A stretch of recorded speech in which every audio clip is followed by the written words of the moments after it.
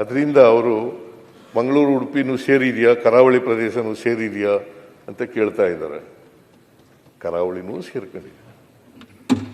4 ಕೋಟಿ ಜನಸಂಖ್ಯೆಯಲ್ಲಿ ಕರಾವಳಿನೂ ಸೇರ್ಕೊಂಡಿದೆ.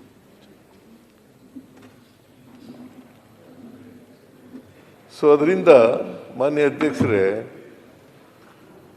ಇದು ಏಕೀಕರಣ ಆದಮೇಲೆ, ಒಂದೇ ಕರ್ನಾಟಕ ಆದಮೇಲೆ ನಮ್ಮ ಸರ್ಕಾರ ಉತ್ತರ ಕರ್ನಾಟಕ ದಕ್ಷಿಣ ಕರ್ನಾಟಕ ಅಂತ ಮಾಡಲ್ಲ. ಯಾಕಂತಂದರೆ ಸರ್ವತೋಮುಖ ಅಭಿವೃದ್ಧಿ ಆಗ್ತದೆ. ಅಸಮಾನತೆ ಇದ್ದರೆ ನಾವು ಸಂವಿಧಾನದ ಧ್ಯೇಯೋದ್ದೇಶಗಳನ್ನು ಈಡೇರಿಸಲಿಕ್ಕೆ ಸಾಧ್ಯ.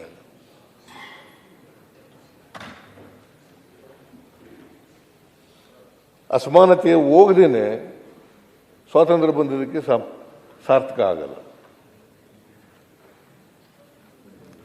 ಅಸಮಾನತೆ ಹೋಗಲೇಬೇಕು. ಅದಕ್ಕೆ ನಾನು ಅಶೋಕ್ ಅವರು ಇದ್ರ ಬಗ್ಗೆನೂ ಕೂಡ ಮಾತಾಡಿದ್ದಾರೆ. ಅಶೋಕ ಮತ್ತು ಇನ್ಯಾರು ನಿಮ್ಮ ಡೆಪ್ಟಿ ಲೀಡ್ರು ಬೆಲ್ಲ ಅವರು ಕೂಡ ಮಾತಾಡಿದ್ದಾರೆ. ಮಾನ್ಯ ಅಧ್ಯಕ್ಷರೇ, ನಾನು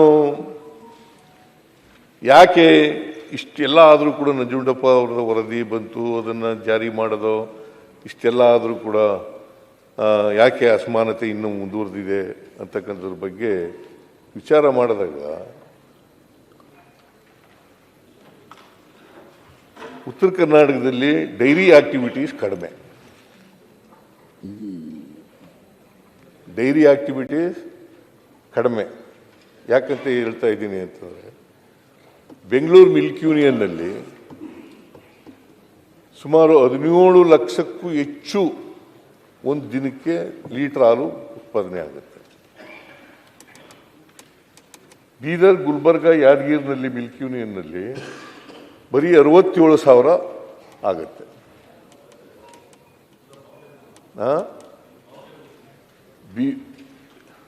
ಬೀದರ್, ಗುಲ್ಬರ್ಗ, ಕಲಬುರಗಿ, ಆಮೇಲೆ ಯಾದಗಿರಿ ಸೇರಿಸಿ 3 ಸೇರಿಸಿ ಒಂದು ಯೂನಿಯನ್ ಇರೋದು. ಅಲ್ಲಿ ನಾನು ಅನಿಮಲ್ ಹಸ್ಬೆಂಡ್ರಿ ಮಿನಿಸ್ಟರ್ ಆಗಿದ್ದೆ ಹಿಂದೆ. ಆಗಲೂ ಕಡಿಮೆ ಇತ್ತು.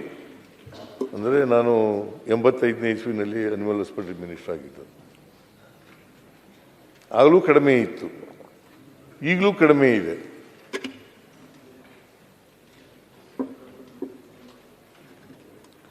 ಸೊ ಡೈರಿ ಆಕ್ಟಿವಿಟೀಸ್ ನೋಡಿ, ಬೆಂಗಳೂರು ಮಿಲ್ಕ್ ಯೂನಿಯನ್ನಲ್ಲಿ 17 ಲಕ್ಷಕ್ಕೂ ಒಂದು ದಿನಕ್ಕೆ ಉತ್ಪಾದನೆ ಆಗೋದು, ಹಾಲು ಉತ್ಪಾದನೆ ಆಗೋದು 17 ಲಕ್ಷಕ್ಕೂ ಹೆಚ್ಚು ಲೀಟರು. ಯಾದಗಿರಿನಲ್ಲಿ ಉತ್ಪಾದನೆ ಆಗೋದು ಒಂದು ದಿನಕ್ಕೆ 67,000 ಲೀಟರ್.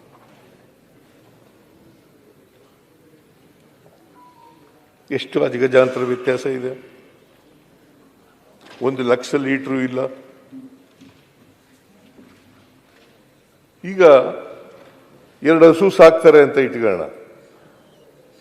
2 ಹಸು ಸಾಕಿದ್ರೆ 20 kg ಹಾಲು ಬರ್ತದೆ. ಅದರಲ್ಲಿ 50% ಖರ್ಚಾದರೂ ಕೂಡ ಸುಮಾರು ಅರ್ಧ ಲಾಭ ಉಳಿತದೆ. ಹಳೆಯ ಮೈಸೂರಿನಲ್ಲಿ ಹೆಚ್ಚು ಹಾಲನ್ನು ಉತ್ಪಾದನೆ ಮಾಡ್ತಕ್ಕಂಥದ್ದು ಇದೆ. ಈಗ 1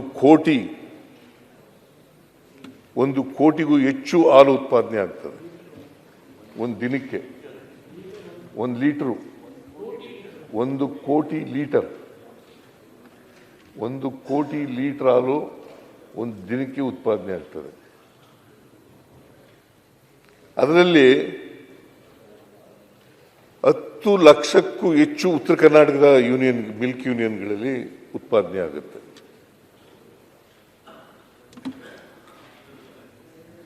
ಇನ್ನು ಉಳಿದದೆಲ್ಲ ಎಲ್ಲಿ ಉತ್ಪಾದನೆ ಆಗೋದು?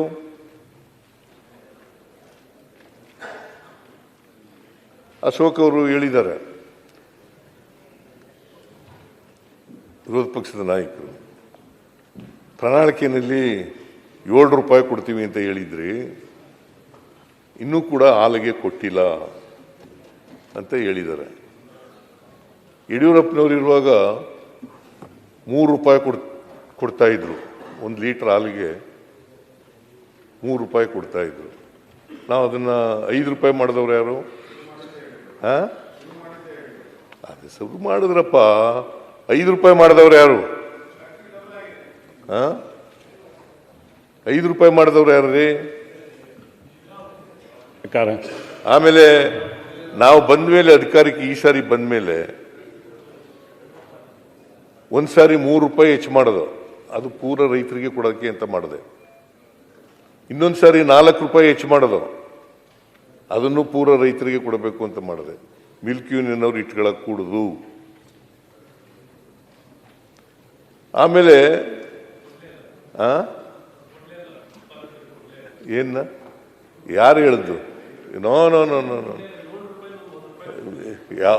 ಎಲ್ಲ ರೂಪಾಯಿಗಳನ್ನು ಕೂಡ ಕೊಟ್ಟಿದ್ದೀವಿ, ಮಿಲ್ಕ್ ಪ್ರೊಡ್ಯೂಸರ್ಗೆ ಕೊಟ್ಟಿದ್ದೀವಿ.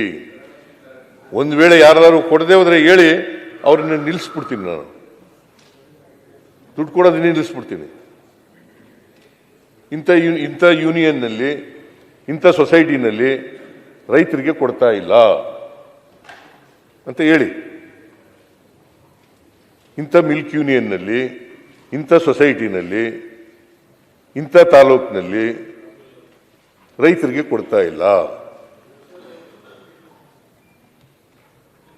ಆಮೇಲೆ ನಿಮ್ಮ ಕಾಲದಲ್ಲಿ